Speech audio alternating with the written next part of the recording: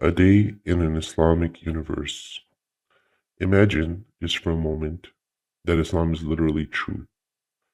Not merely true in a philosophical sense, not true because of faith, not true because your parents told you so. I mean, literally true. Imagine waking up tomorrow in a universe where the Islamic description of reality is as real and observable as gravity. Welcome to Earth. At first glance, it doesn't look very different from our own. Cities bustle with life. Children walk to school. Airplanes fill the skies. Scientists continue with research. People go to work. But beneath the surface lies an entirely different reality. This world is inhabited not only by billions of humans, but by another intelligent civilization living alongside us. The Jinn are real. Although usually invisible, their existence has never been in doubt. Entire scientific disciplines are devoted to understanding their behavior. Every home is built with them in mind. Parents teach their children practical rules, not because of ancient tradition, but because experience has shown them to be true. People don't casually pour boiling water into drains without warning. They know another creature may be there. Stories of possession are not dismissed as superstition. Hospitals maintain specialized departments where physicians work alongside religious experts, because everyone accepts that not every illness has a purely biological cause. 5 times every day, another extraordinary event unfolds. As the call to prayer echoes across the cities, devils flee. Security cameras have recorded the phenomenon for decades.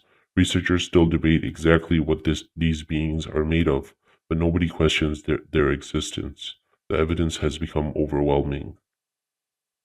Children grow up watching documentaries about angels the way our children watch documentaries about whales or volcanoes. The unseen is no longer unseen.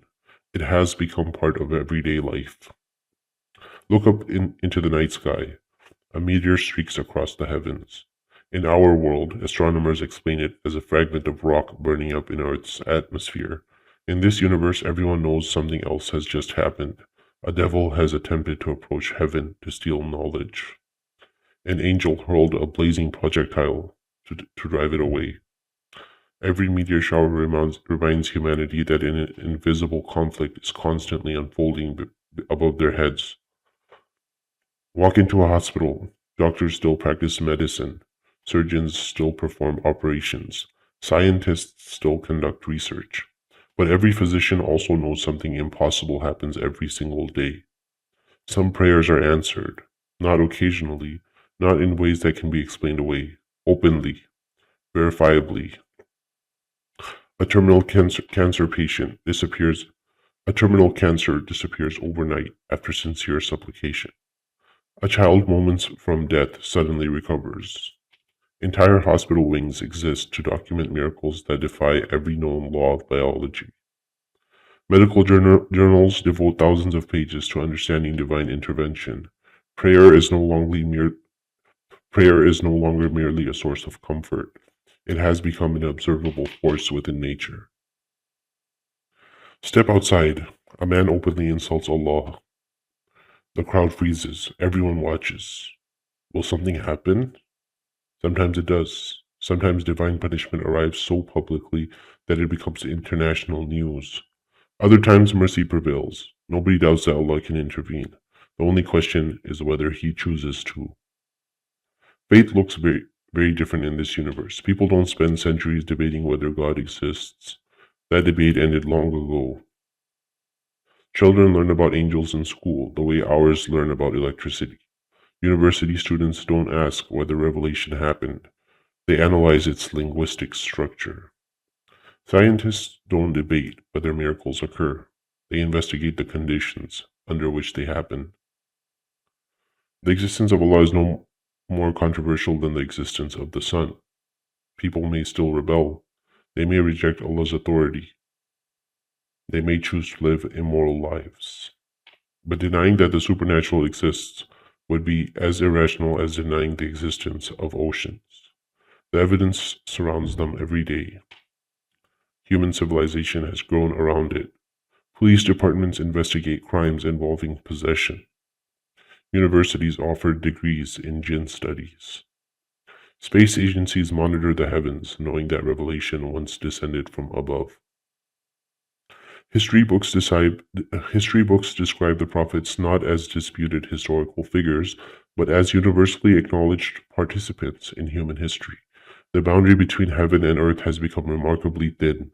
The supernatural is not hidden. It is woven into the fabric of ordinary life.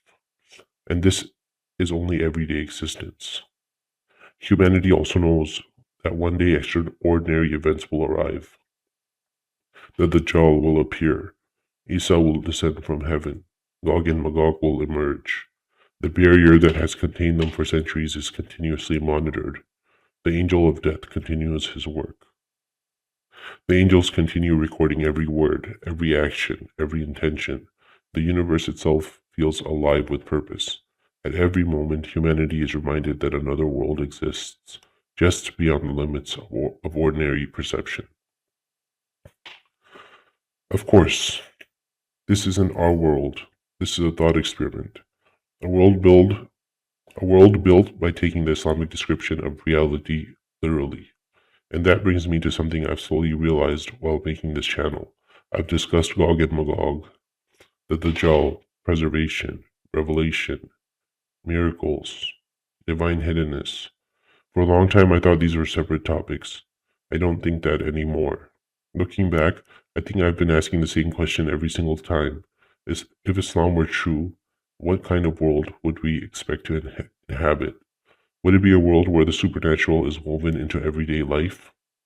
A world where angels, jinn, miracles, revelation, and answered prayers leave unmistakable public traces? Or would it look much more like the ordinary, law-governed universe we experience every day? The world we've just imagined is one answer. The world we actually inhabit is another. Ultimately, each of us has to decide which description of reality better matches the evidence before us.